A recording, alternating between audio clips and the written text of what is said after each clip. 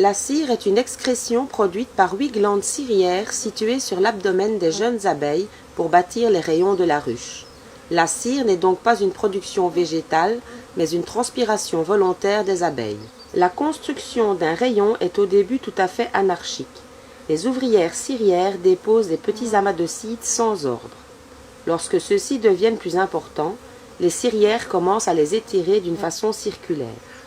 La forme hexagonale finale n'est pas une décision de l'abeille. Elle provient des forces engendrées lors du tassement de la cire par les cirières. À l'intérieur de la ruche, la coloration de la cire se modifie en vieillissant. C'est ainsi que la cire vierge est blanche. Elle brunit rapidement au point de devenir presque noire. Cette coloration est provoquée par diverses substances qui se déposent sur les parois des alvéoles. Les agents pathogènes, les spores et les champignons trouvent dans les vieux cadres un terrain idéal de multiplication. Pour des raisons d'hygiène, les vieux cadres seront refondus et remplacés par des cires gaufrées.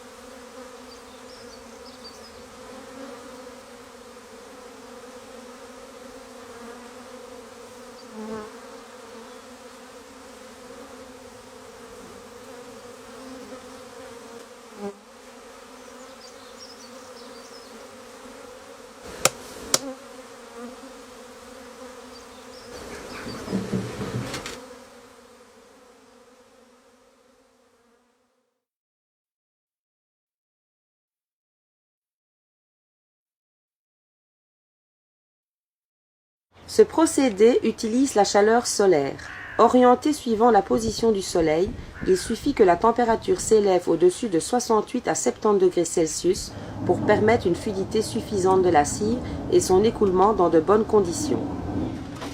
Il s'agit ici d'une chaudière à double cuve en inoxydable, fonctionnant au bain-marie. La cire fond grâce à la vapeur et coule dans un moule. Le pain ainsi obtenu partira dans une firme spécialisée pour y être laminé en feuilles gaufrées.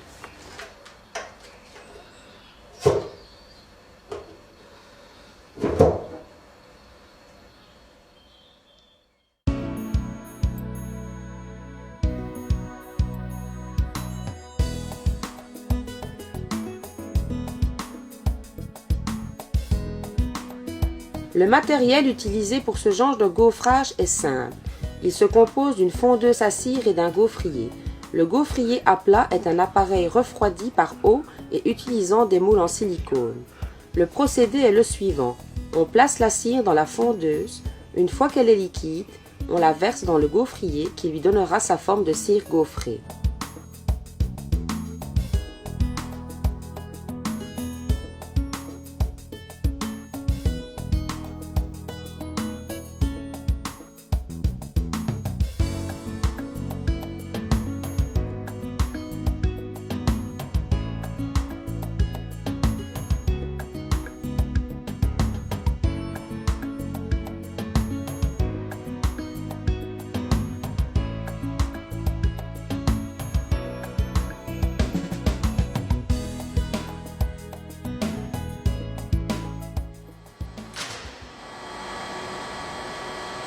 Dans ce procédé, la cire est directement laminée à chaud. Il s'agit d'une coulée dite continue, c'est-à-dire que la cire, refondue dans une chaudière de grande capacité, coule dans un répartiteur et du répartiteur directement entre les cylindres de gaufrage. En fin de chaîne, la cire est découpée aux dimensions voulues et s'empile sur une table de réception.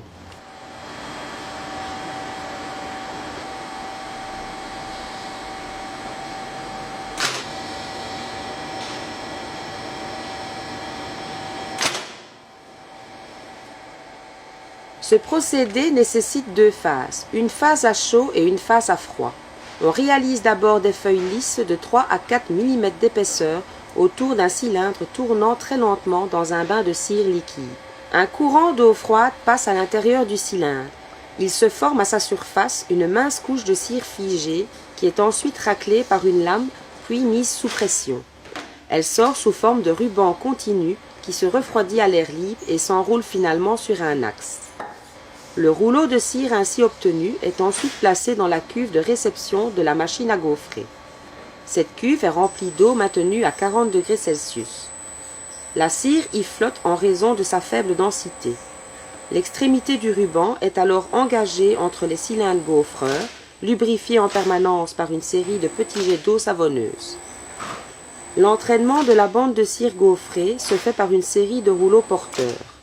Des molettes coupent latéralement le ruban gaufré à la largeur désirée. En fin de parcours, un dispositif à lame oscillante tranche régulièrement les feuilles à la longueur voulue.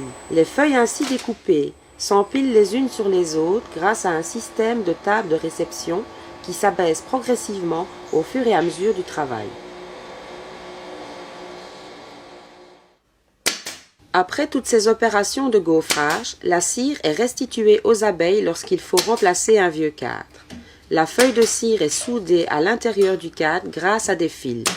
Pour ce faire, le fil est chauffé à l'aide d'un transformateur 12 volts.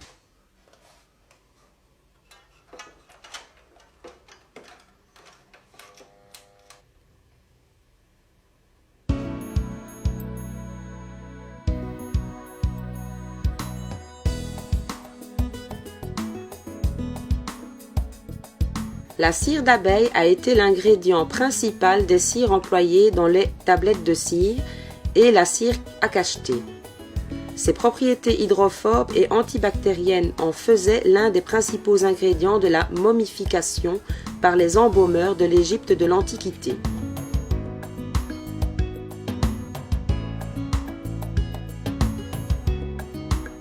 La cire d'abeille est aujourd'hui utilisée par l'industrie en cosmétique ou encore comme encaustique.